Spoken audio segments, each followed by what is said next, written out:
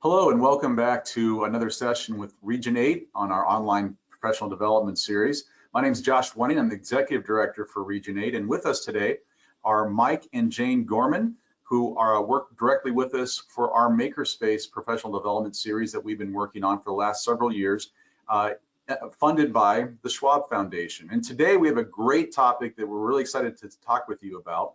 It's about professional development for the next level of e-learning in your school district. We've got a lot of interesting challenges these days in delivering high quality professional development, but there's still some foundational aspects of what great PD is about that I'm excited to hear what Mike and Jane have to help school leaders, regardless of whether you're a teacher leader at the administrative level, central office, whatever your level is in leadership, you're going to get some great information today about leading PD in your building, in your school district. So again, want to thank the Schwab Foundation for their generous support of this program and this initiative. Without them, we wouldn't be able to deliver this information to you today. There'll be more information available at the website that's listed on your screen there under the indianamakerspace.weebly.com site. And you can also see the email for Mike and Jane if you want to contact them directly. So without further ado, let's hear from our presenters today. Mike and Jane, thank you so much for joining us today. You guys have a lot of experience in K-12 education, various leadership capacities, especially around professional development. So let me hand off to you. Mike, Mike and Jane, help us understand more about what is PD for the next level of e-learning in your school district. What is going on with this? Why is this important for our school leaders in our area? Well, first of all, it's great to be with everybody.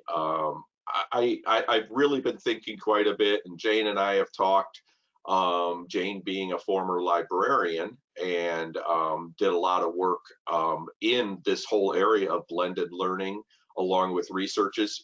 It's great to have her. She plays an important role also as my wife also, so which is awesome. So let's go ahead and get started here. Jane, anything you want to say before we start? Just welcome everyone, and I hope this is going to be a very useful presentation for you. We put some time and effort into trying to make sure there are some great resources and some great ideas to get your thinking going. And Jane's going to especially join us when we hit into those resource type ideas. So the first thing I want to talk about is I've got 5 ideas I want to talk about with e-learning as we start talking about e-learning. And those ideas include surveying your stakeholders, gathering feedback. They also then let's talk about assessing our e-learning, both from all of our stakeholders, and we'll talk about that here in just a second. Investigating then where you're at after you've taken this information, as you've surveyed or whatever. Let's investigate and see where are our programs at.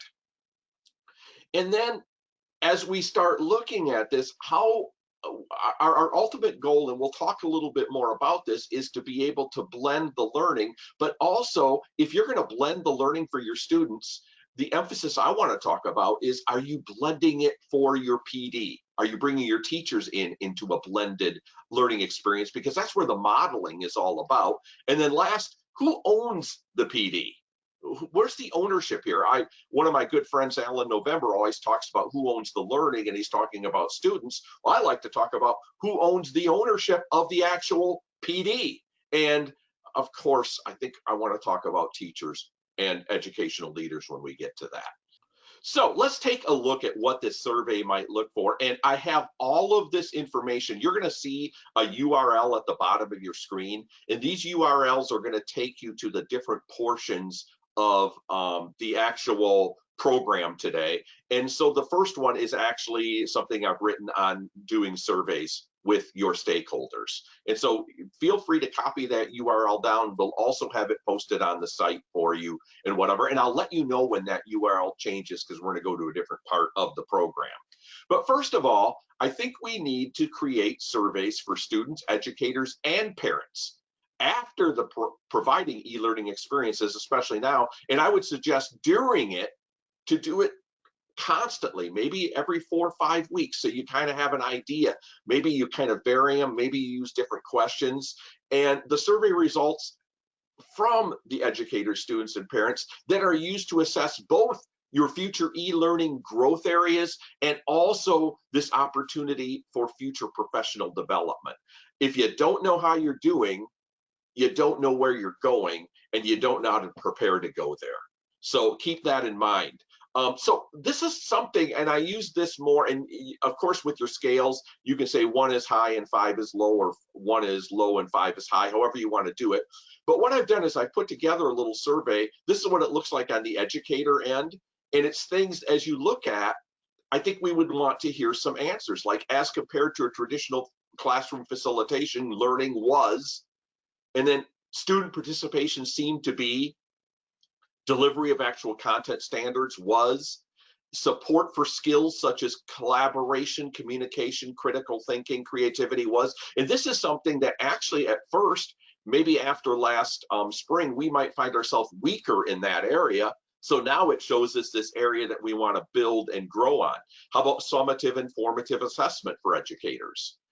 How about the student ownership and their self-regulation? And that's something I heard from a lot of teachers. Some teachers said, wow, self-regulation was great in some students and not so good in others. And it might be something that we want to look at. A lot of times student ownership can be go back to this whole idea of engagement, okay? Parent participation was. My relationship building with teachers or with students was. And then the opportunities, because one of the things we've been preaching and talking about is getting into the upper levels of Bloom's, evaluating, synthesizing, creating. Those are all verbs. Were you able to do that in your e-learning experience? And then also my students to connect as compared to my expectations. Where was that? And then how about my own, you know, we're worried about teachers' workloads. What was your workload like compared to an average day? Now, as your teachers start doing this, what I've done, and you can look at, is there's a survey. Oh, I'm sorry. Let's get some quick answers here first. These are ones are no longer on the actual scale, but we do want at least some type of qualitative data. And so you can take a look at like what tools and software technology seemed important.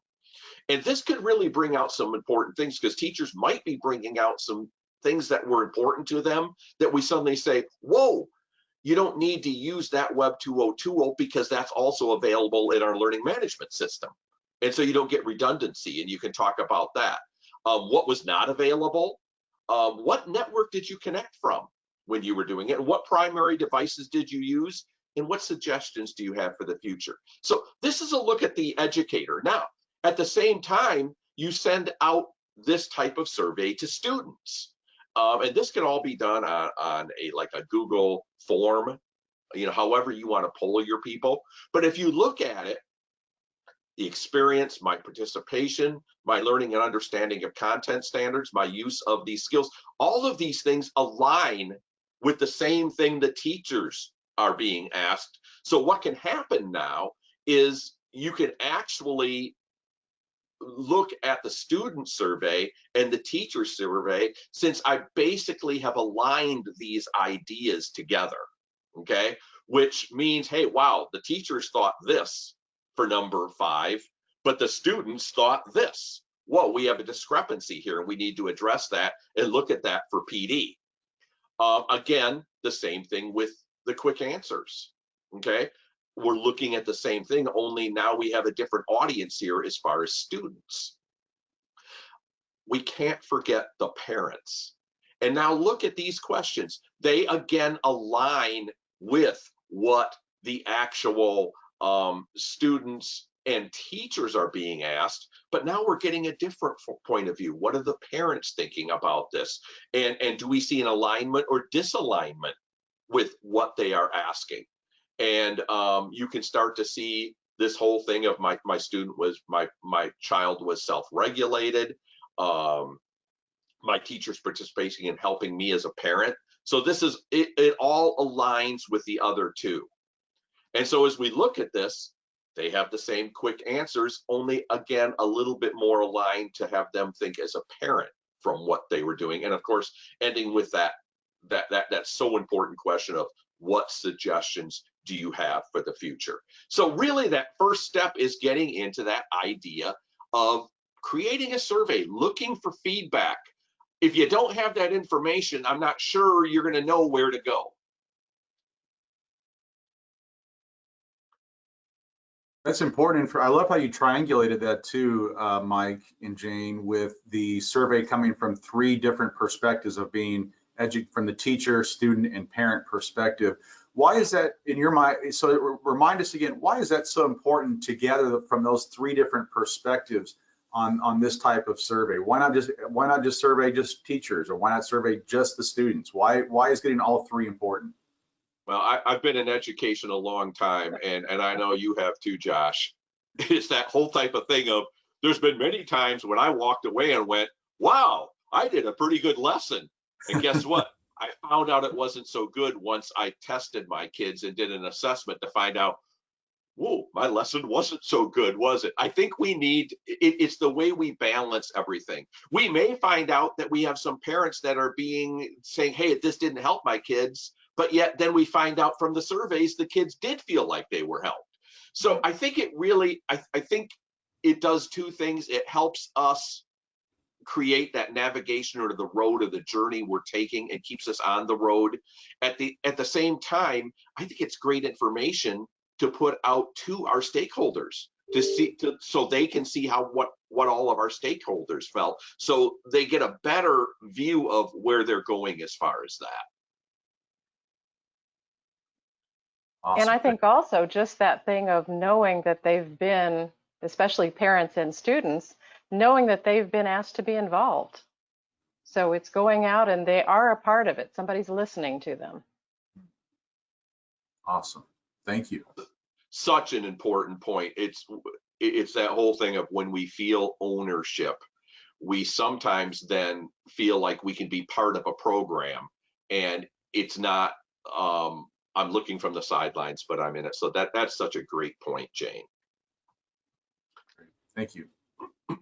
Now, our next idea, we've gone from this idea of bringing out the surveys, and I don't want to get surveying and getting feedback confused with assessing, because some people say, oh, I put out the information, I've assessed. No, you haven't. You got to look at the information now, and you have to really study it and try to figure out where you're going from here. And to me, when you do this type of assessment, what will happen is you will start seeing where you are in your e-learning program. So I like to talk about there actually being 5 steps as we do this in determining on where we are in this e-learning program. And it helps us make determinations. It even helps us decide what we're buying next, what we're getting next, what we're going to even PD on next. Keep in mind, though, as you look at these steps that I talk about, we are where we are. That is so important. While the virus may have caused us to speed up our process, we still have to take steps. That's why we have stairways to get to different levels in a building. Okay, you just don't jump from one floor to another. And so please keep in mind, we are where we are, and that's okay, wherever you are. And so I'm going to ask you, as we go through these next steps, let's take a look and try to determine where the school and where the district might be, because this might all be different. And it may be that teachers think I'm here, but the school thinks I'm here, and the district thinks that we're here.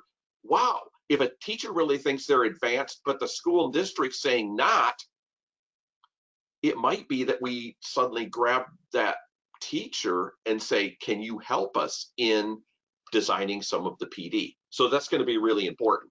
That first step is you're just beginning. Okay? And Mike, can I stop you for just a second before you do that? Go ahead. Just to point out, the URL at the bottom has now changed. So we are at a different URL now, a different resource for all of what you're talking about. And possibly that as you go through these different steps, there are some districts who thought they may have been, even everybody was in agreement that they were in some particular step, and now they're going to readjust to a different one. So just wanted to kind of bring that up as well.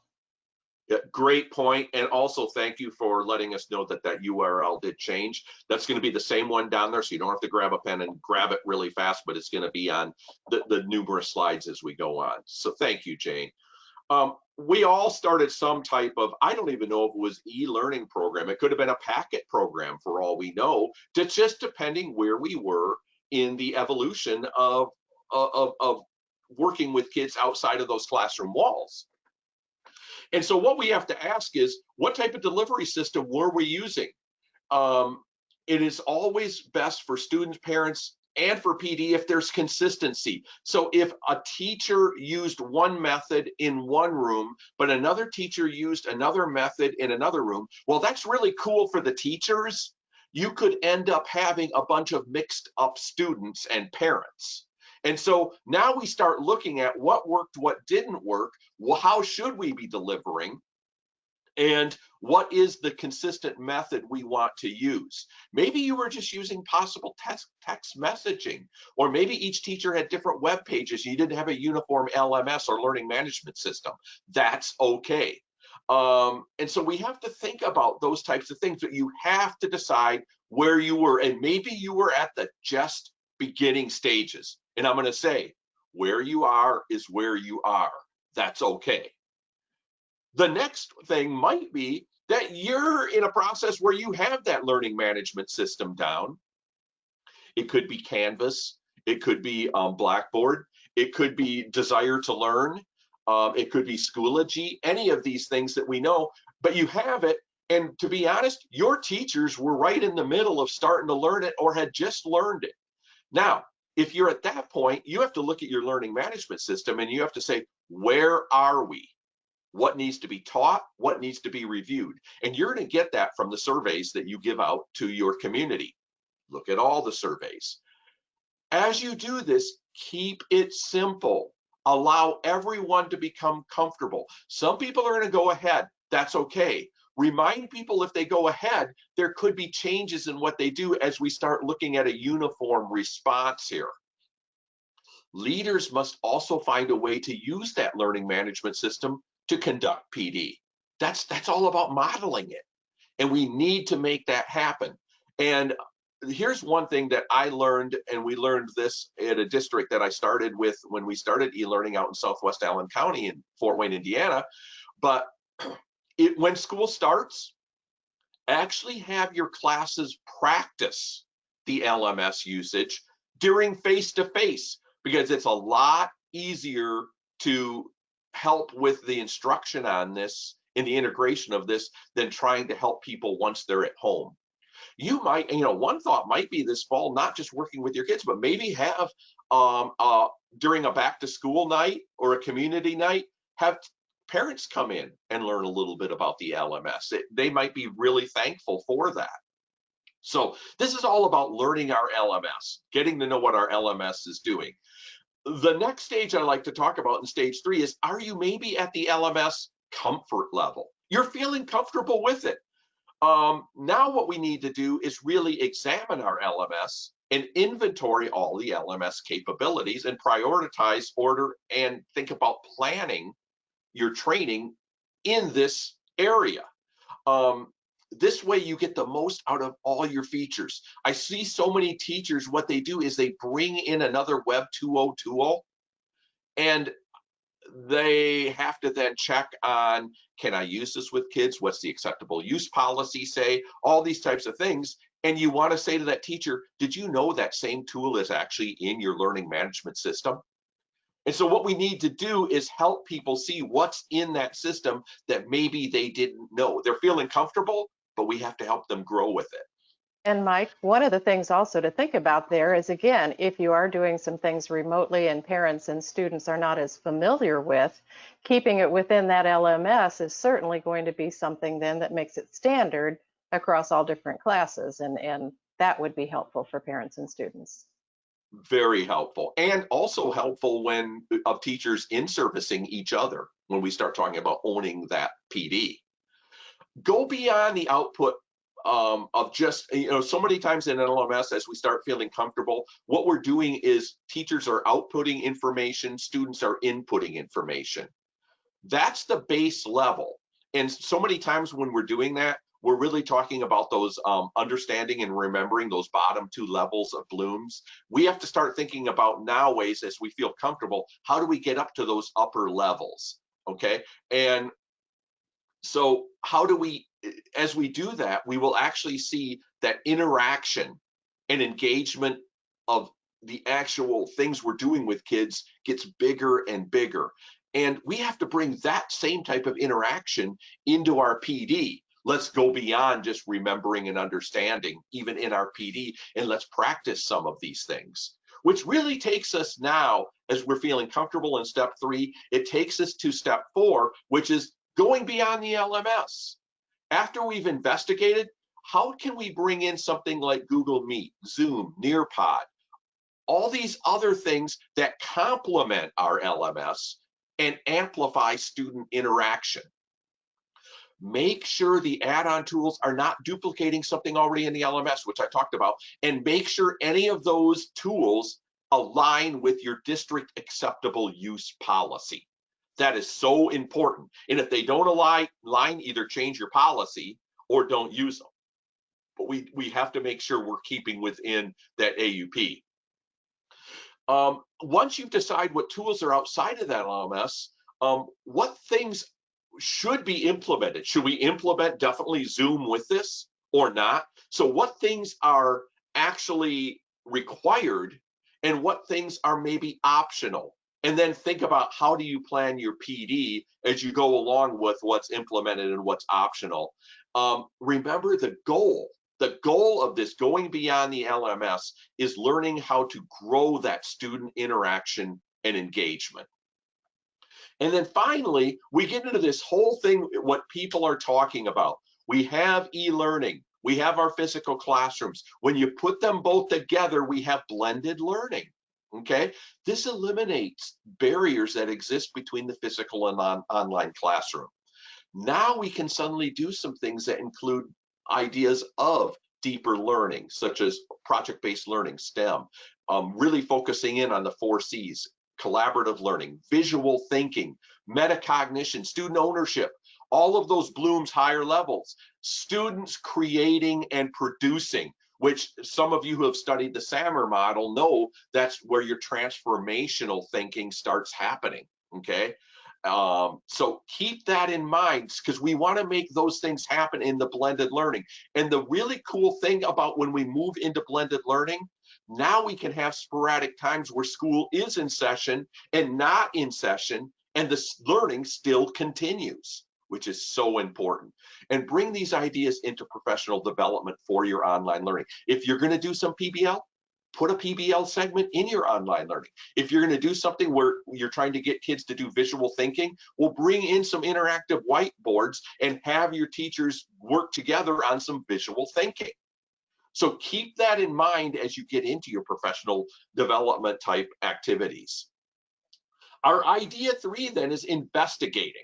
Okay, this was all in the assessment. We were looking at the assessment. So now as we investigate, what we got to keep a look at is taking a look at your district learning management system or lack of one and determine, as you review your surveys, you make selections for delivery. If there's not one, you now determine what your LMS is, and now you really start planning your PD. But you did this based on survey and feedback along with assessment.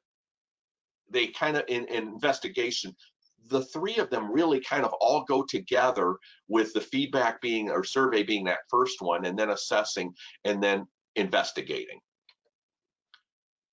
So this is an opportunity for us to talk a little bit here. That was great information. Thank you very much, Mike. There was a lot there to unpack. And so the great thing about having recorded this, hopefully our viewers can actually hit pause, maybe even go back and listen, because you really covered a lot of really important material. And I hope people do that, is we'll hit that pause button, maybe make a few notes and reflect, and then maybe even go back and re-listen or reread some of those pieces there. So one of the pieces that one of our, some of our participants that are online with us mentioned, so with the LMS piece and making sure that we're training and helping our kids practice early in the school year with the LMS system and the systems that they'll be using during a blended learning process. Also important, our contributor mentioned, for those kids who are transferring in or moving in later in the school year, what's our processes to help get them up to speed? A lot of our school districts have higher, their retention rates, a lot of move in, move outs. And so being intentional about that, right, Mike, Mike and Jane, just to make sure that they have a plan for that. That's not just, hey, week one, we covered that. And now all the folks moving in, hey, good luck figuring it out as you move along. Is that fair to say that they need to have a system for that? I think so. And you bring up not only to have a system, and that could actually be something you put on your LMS, an introduction to our LMS, and that's for students and parents of learning. But also the reason this is important is it also amplifies the reason that we need consistency, because we don't want students moving in and learning 6 new systems. It really has to be one. And I'll be honest, that's something that in our early days of kind of bringing out our LMS when I was in Southwest Allen, we struggled a little bit with that, because every teacher has their strengths and they have their things they want to use, and they do a really good job of using what they use. But they have to understand who's the end user. The end user is our students and parents. And so just like you can't go up to a bank and every ATM at one of our banks has a different interface, okay? We have to think of common interfaces, because that's what's important for bringing people into the system. Any thoughts on that, Jane, that you have? Or No, I think that's quite true. And I think it may be one of those things. One of our other team members put in the chat that practice face-to-face is really essential for success.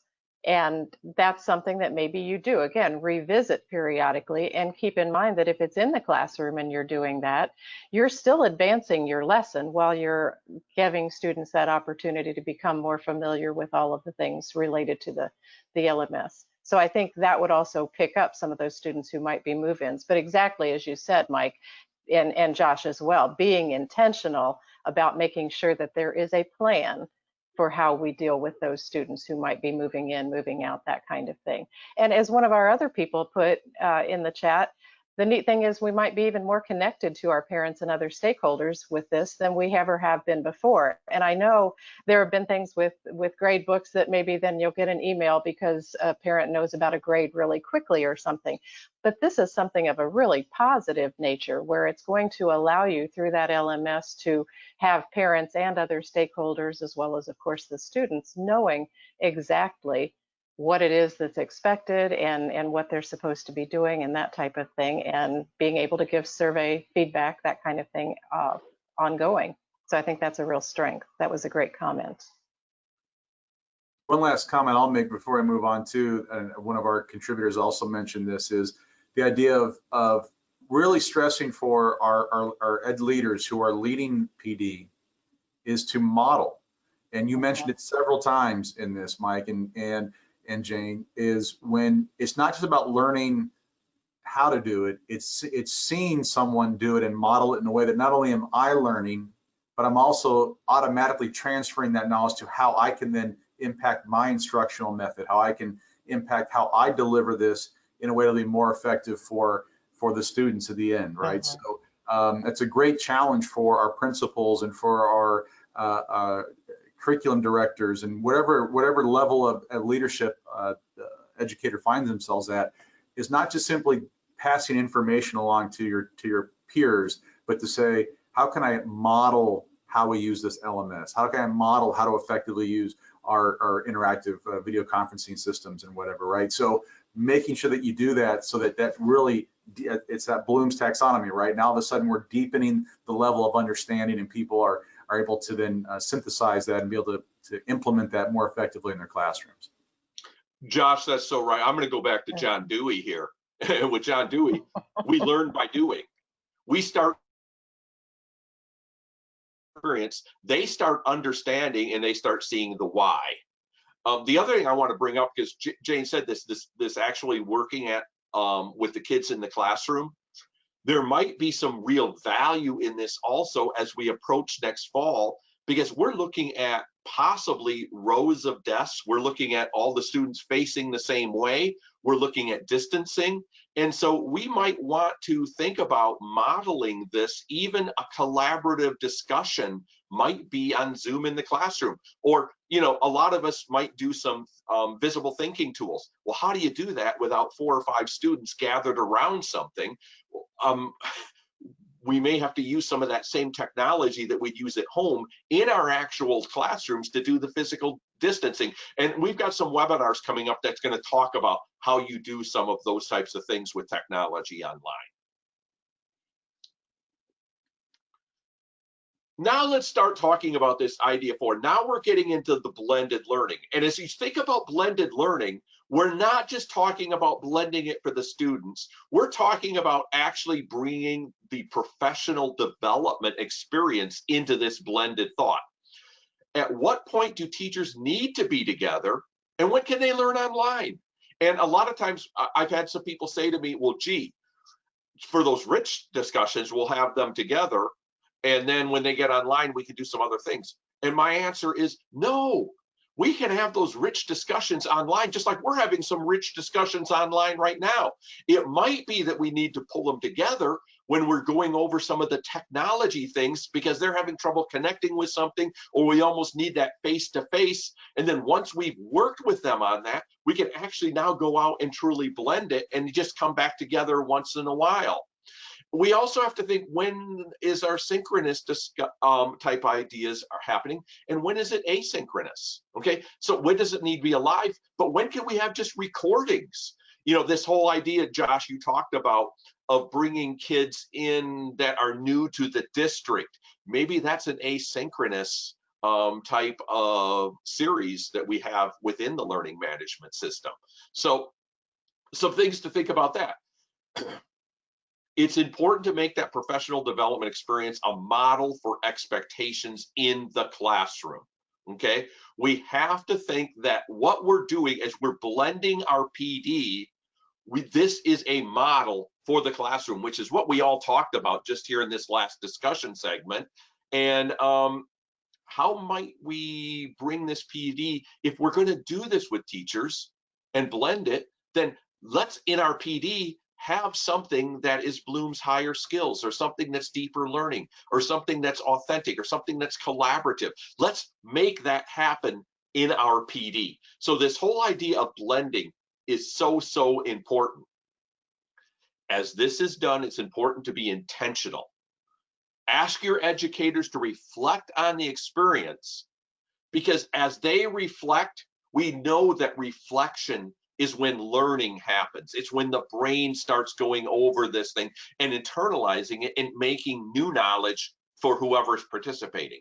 This will give them insight into their own students' learning in the online world, which is what I talked about when we talked about this whole idea of immersion, this idea that immersing people in the experience. And the last thing I want to talk about, idea 5, at least in this program sec, is ownership, okay? What type of ownership do we have here? And like I said, who owns the professional development? Okay, our districts are filled with talented educators. Okay, they should own the PD. Who is an expert at this? Let's not have everybody become experts in one thing. Let's go out and figure out who's experts in different things and bring them in. And here's an important thing I really, really want to emphasize. Honor your educator's experience. And what I mean by that, and I've got information in when you go to the website, I'd like you to take a look at the TPAC model, and the information's there. But what the TPAC model says is all teachers have strengths. It could be on pedagogy, it could be on content, or it could be on technology. Well, guess what? Let's not say, oh, this is all online, and so our technology people are going to be delivering all this in service and whatever, because guess what? Some of those technology people may not have the pedagogy piece in line. And so if we have people work together, we bring out that pedagogy person that's strong in the pedagogy. Or maybe there's the content person that's strong. They'll say, wow, this technology is great, but I don't see the content in here.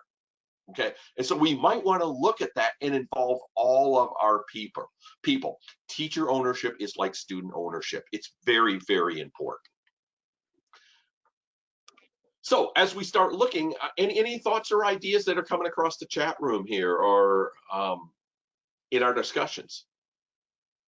Yeah, so I'll just make a couple comments here. One of our contributors mentioned about, and I think the idea of consistency has been kind of is coming throughout here. Being the intentionality, the consistency of how you approach your PD is really important. And she gave an example of what her principal told her at one point in time was that consistency was the fence that keeps everyone on track, yet allows teacher classroom flexibility. And I don't know if that's a quote that you'd heard before or not, but I like how to think about that, right? There's that idea that we all need to be going in the same direction, but there also needs to be some autonomy for teachers to, again, teach to their strengths and be able to do the things that they are best suited to do, since not every teacher can mimic and deliver everything exactly the same way in exactly the same fashion. Well, I'll build on that analogy that every fence should also have a gate. And at that gate should possibly be somewhat of a gatekeeper. We don't want people going into the Wild West and using something that they haven't vetted what they are using yet, and that needs to be vetted. But let people go out, because you know something, those people that go through that gate, they're going to be your next leaders and your next people that bring this new experience on. But please tell them as they go through the gate, you're piloting this. It might be something we then adopt, or it might be something we don't because we find something better. But yeah, every fence needs a gate. Yeah.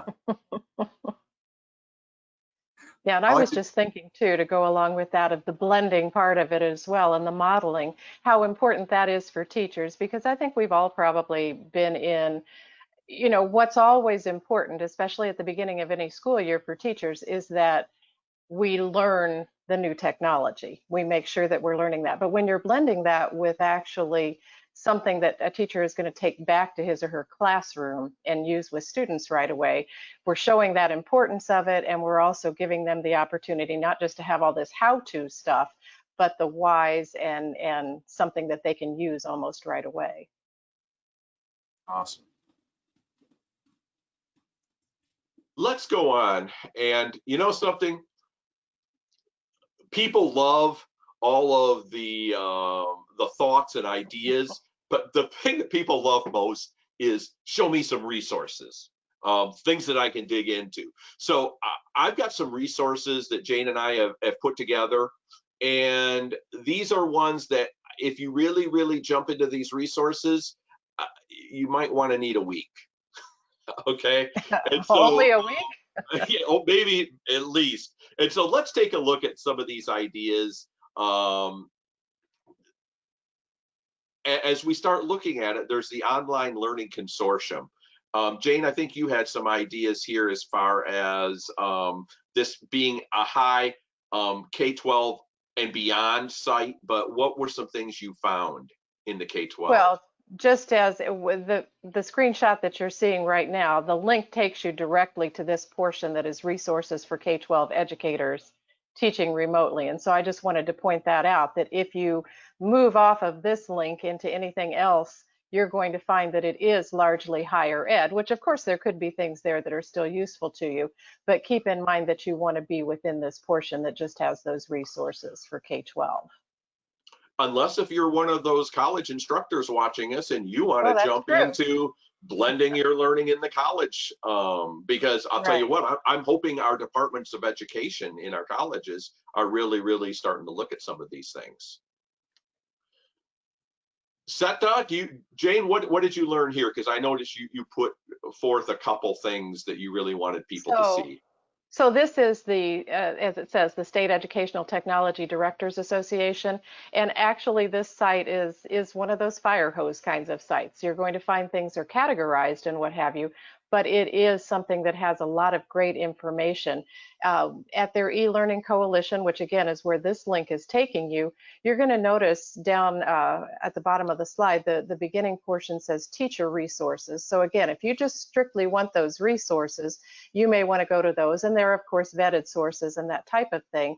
But then there's also the professional learning and training online for educators. So you can jump into whichever of those that you're really especially interested in. And then, like I say, watch out, the fire hose will kind of open because there is just list after list. But again, they're categorized. So if you're looking at something that's collaborative, you can go to a particular spot. If you're looking for something that is of a different nature, there are just a bunch of different categories. Very interesting when we talk about that fire hose, and I tell people, I'll have people say to me, I'm overwhelmed because it's a fire hose. Well, just take a quick sip out of it and walk away. You know, so because you're not going to get anywhere by a bunch of information. You're going to get somewhere by taking a piece of information and going with it. And I also want to note to everybody that at the bottom of the screen, that website will take you to all of the links with descriptions on that. So keep that in mind. That website has still been the same since we ended the feedback session. Of course, here in the state of Indiana, we have our DOE site, and they have some things on continuous learning, weekly challenges. The thing that I really, and one of the reasons I brought this out was I thought it'd be a good idea since we are here in Indiana. And for any of those watching in other states, I know that you have great DOE websites also. So don't forget yours. But I love the family engagement toolkit, which I think is really, really important. And of course, there's all this guidance and resources, especially in due with the COVID. So not just the Indiana site, but check your state sites, or if you live in Indiana, go check some other state sites. So there's some great information there. The THE journal, Jane, I think you really wanted to talk a little bit about especially some of those things under that jump to area. Right. So again, this one, if any of you are not familiar with THE Journal, they have all kinds of articles, education, you know, K-12 through higher ed and that type of thing. Notice again, that's what's highlighted right now is K-12 news. And there is an article on free resources for schools that was originally done in March, but it was updated in June. So the importance of that being that this is a source that's going to continue to be updated. And you can go down where it says jump to, as you scroll through the article, you can look at the arts, you can look at a variety of things, including for our makers, we're really interested in the STEM a lot of times, all the time. But yeah, you can jump right to those resources that are categorized quickly and easily for you. I also see the crafting and making there, and the coding and computer science engineering, right, which are all things that we're kind of covering. Math and science, we're covering all of those things. And art, wow, you really pulled the things that really come in under that maker's idea, which is so important, which we've got some great learning coming your way this fall that's going to be virtual. So keep tuned on this, or send us an email because we'd love you to be part of it. The ISTE Summer Learning Academy. I have been very involved in ISTE. I was actually the president for the online learning SIG at ISTE. And I know a lot of you know of that, but notice that date, July 13th to the 31st, ISTE is offering 3 weeks of learning. And this is all, it's webinar based, micro courses, professional learning communities. You can even get continue education credits. It's $20. That's it for all 3 weeks. Not only is it $20 for members, it looks to me like it's $20 for non-members also. And in fact, if you do this for the $20, they'll give you $60 off of their annual membership. So a good friend of mine who is at the Online Academy, Michelle Eaton, who is right here from Indiana, was also involved with me at ISTE here in Indiana, is doing some talks on this academy. So we have some Hoosier there that will be giving something. So check out the ISTE Learning Academy 2020. A great, wow, I love that, 2020 for $20. What I like about that too, Mike, is as I tell my wife when I visit Menards, I can't afford not to buy that, right? There So you for are. $20, we can't, that's a great opportunity. I was not familiar with that. I look forward to promoting that with our educators here across Northeast Indiana, especially. I thank you for bringing that to our attention for our viewers today. And Okay. when you do head to that website, it does give all of the presenters and it gives you a snapshot of all the different presentations that they'll be doing as well. So Plus, hey, get yourself some credits. There's even graduate level credit possibilities so for some people working on degrees. Edutopia, one of my favorites from the ranch out there in California. Jane, why don't you talk, because you specifically went into a couple of these articles that are listed here. So Edutopia, for those who might not be familiar with it, has just many, many professional people who are writing articles on a variety of topics. Again, the link is taking you right to Edutopia's site for online learning right now. And so you're looking at either virtual classrooms or expanding your learning beyond the walls of your building, which of course we all are right now.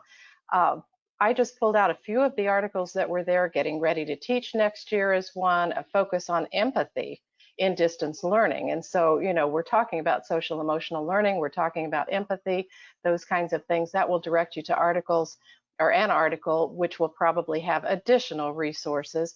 And then the one in the middle is an American teacher in China at a school who is giving some thoughts on things that they've thought of. But I really liked also the distance learning strategies to bring back to the classroom. So things that might have happened as everyone transitioned to some type of off-campus learning this past year. What were some of the things that happened that as you're looking maybe at the face-to-face, what was great? What are you going to bring back to your classroom? And also then what, as we might have to do the blended, or as we are looking at doing the blended, what would be good things to keep? So those were just some of the article titles that jumped out to me that I thought might be most helpful for people to look at. And I want to remind people that here at Region 8 and under the Makerspace, we also have our own webinar on empathy and distance learning. It's called, I believe it was e-learning from the heart that Chris Riley did. And so you may want to check that one out, and it's on that list at Region 8. Common sense education. This is one of, I'm going to tell what I like about it, and then Jane may have a couple things. This is one that I used quite a bit in the district for actually vetting Web 2.0 tools. And they actually, what I love is they have reviews by teachers for teachers. So this isn't like some company coming in and vetting them, trying to push you towards certain resources, because a lot of the resources are most of them are free anyways, but this is actually vetted by teachers. Now, Jane, I think you might want to push out some of the one thing I do want to say, let's not forget as we get into this whole idea of online and blended learning that we're giving our kids some digital citizenship online training, and Common Sense has some of the best, and it's free. Jane? Well, of course, Mike, as you said, do I have additional comments? You just talked about what I would have additionally commented on, and that is the digital citizenship. As a former school librarian, that is something that I definitely worked with and used a lot of the resources from Common Sense. So yes, that digital citizenship, and who doesn't need to still keep talking about appropriate digital citizenship as we are using it daily with students now. So that's definitely a plus with Common Sense Media, as well as those vetted resources. So to that end, they do have a lot of monthly webinars that are free, and you can take a look at the link that's provided to see what's archived and what is upcoming.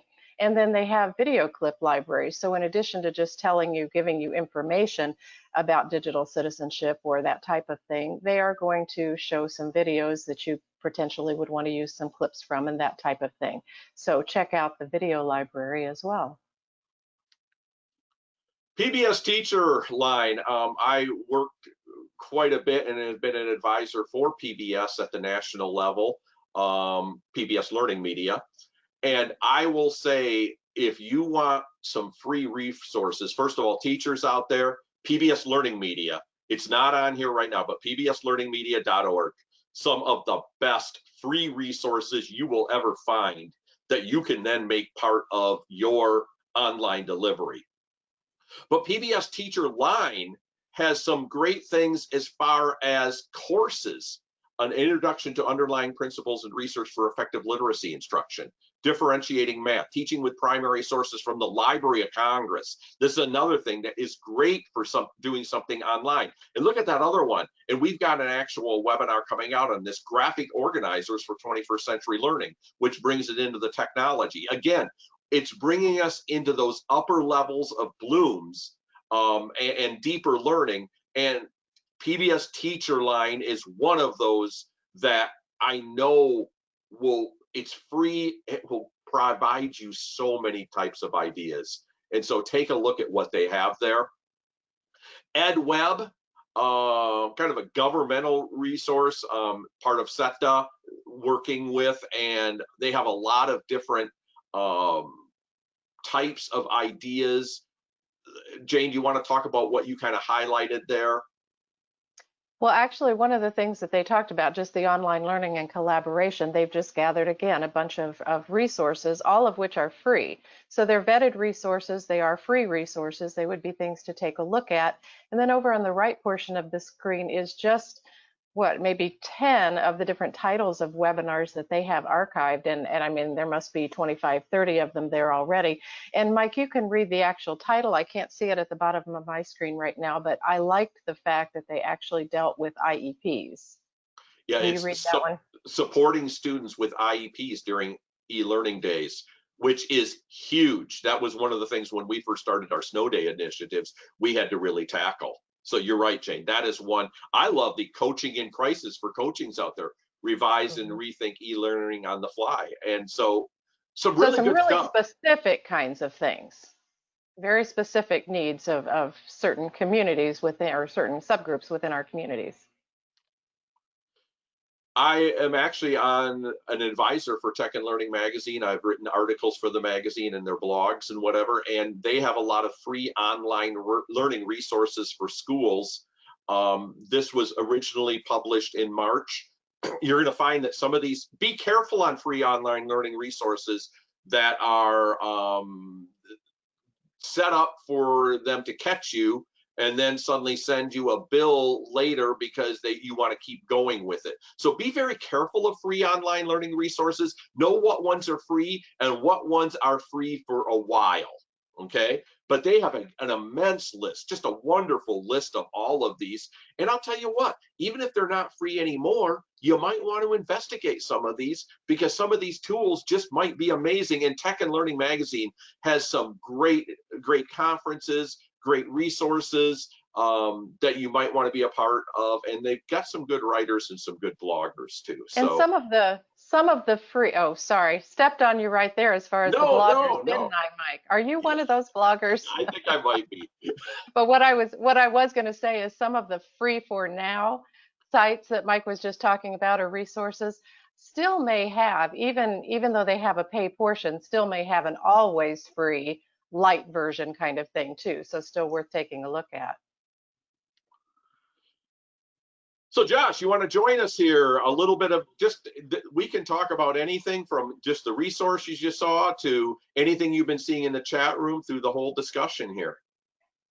Well, you mentioned the fire hose earlier. That was the research. That was a lot of great information. Obviously, as you mentioned, anyone watching would need to take some time and really encourage them to do that once they're done watching this video to check out.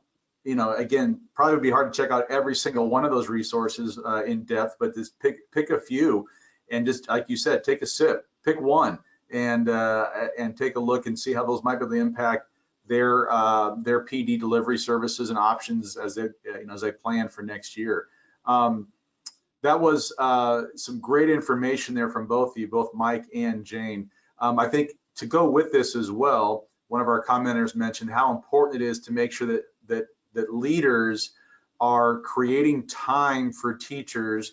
And I remember Dufour was always big on this. We were big on our PLC models when I was in my role as building level leadership. if you don't create the time within the contractual day for teachers to do this, you can't expect them to do it. So it can't be, you know, hey, after 5 o'clock tonight, here's your work that I want you to do. Obviously, you're going to run into some issues there, and obviously it won't be very impactful. But making sure that ed leaders build out those pieces into existing time or create time, right, for teachers to be able to jump in and do those things. Other than that, great list of topics and resources there, guys. That was really impressive. Thank you so much for all of that research you did in vetting those things. And that's another piece, as you mentioned, both Mike and Jane, is sometimes, you know, just to Google, you know, e-learning modules, right? You're going to get obviously unvetted responses there, right? So thank you so much for helping us, guide us, and point us in direction of some vetted resources, and cautioning us on maybe one or two things, but saying, here's some things you might want to jump into to really help you out in your learning processes.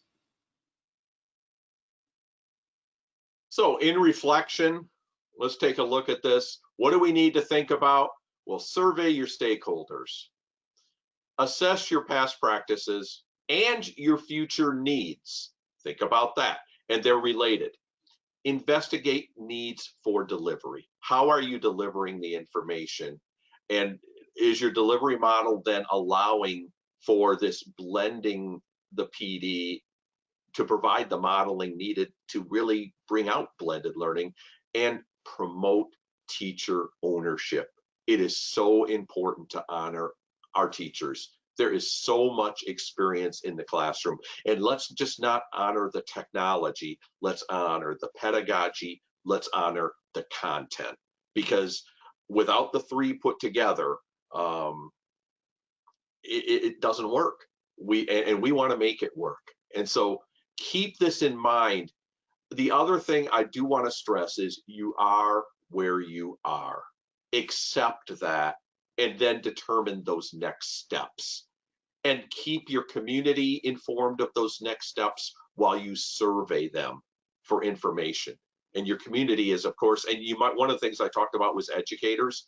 You might actually want to specify between administrators and teachers, because sometimes teachers might see something different than what educators do or administrators do. There could be a difference there. So keep all of that in mind, and you will improve your e-learning program. Hey, this last year was a practice run for a lot of us, and that is okay. Now let's start thinking about, how do we make this new style of learning so that a virus can come, a snow day can come, anything can come, and the learning, real learning, authentic learning is still going to keep going. I want to remind you that our resources, first of all, the ones that I talked about, the survey related resources are there with survey, and the PD article with all of the resources on it are there, along with my main blog at 21stcenturyedtech.wordpress.com, which you'll find a lot of things there. Well, in fact, one that I'm getting ready to write, and it's going to be part of a series here at Region 8 too, is project-based learning in the online and blended learning environment. So that's going to be coming up as a webinar here soon for you. Also keep in mind our makerspace at indianamakerspace.weebly.com. And all you do is you click on online PD. I also want to remind you that our partners there at Region 8, Ask, has some great things. And if you go to the Region 8 site, and Josh will talk about all of that, you will see some things that Ask is going to be providing, and some of the things that they're going to be doing that are going to be blended and online, and so important for kids making career decisions, and at least thinking about that all the way at the start of 6th grade. Now, they may change it many times, but equally important. So Josh, you want to talk a little bit about your site? Yeah, sure. Thanks, Mike. And again, for our viewers, having read several of your blogs and the information you guys have up there, both on your website as well as the Makerspace site, just some outstanding information. Again, I would lump that back into those resources that you've already listed, those national resources that some great information for folks. Region 8 for our member schools, and really it's open source, so anyone can look at this. So on our website, we've created under our professional development menu link, you'll see online learning with access to all of the online learning modules that we've been creating. Really encourage you to check those out. Again, not only on topics like what you've heard today from Mike and Jane, but our ASK program, Assessing Self-Knowledge, which is designed to support students in their college and career development process from grades 6 to 12. A lot of great information that's free and can be incorporated into a blended learning environment as well. So encourage folks to check that out as well. And hey, that kind of brings us to the end of our session today. Not only do I want to thank Mike and Jane Gorman for the great job they did in sharing with us this information, we have some contributors that are also part of our Makerspace team that Mike and Jane are also a part of. We have Chris Riley and Laura Smith, who are with us today in our chat room, providing some feedback. They've done a great job in helping to coordinate and collaborate with our Makerspace initiative. Also with us today is our team from our ASK team. It's Steve Debker and Barb Cisco, who are also contributing to our work today. I want to thank them as well for their work. Again, you can see the information there on the screen as far as Indiana Makerspace.weebly.com. You can see the email information for Mike and Jane. And again, I really want to thank the Schwab Foundation for their ongoing and continued support of both the Makerspace and the ASK initiatives that allow us to put on programming like this and a lot of the great resources and professional development that our groups or teams have been doing with educators for several years in these capacities. And we're looking forward to continuing that into the future as well. So thank you again to Mike and Jane for joining us today. Mike or Jane, anything else that you want to mention before we sign off today? I'm all set. Thanks for joining us. I just want to wish you the very best on your e-learning journey, and feel free to contact us anytime. Awesome. Hey, thanks for joining us today, everyone. Best wishes to you, and look forward to seeing you again at some of our future recordings. Have a great day.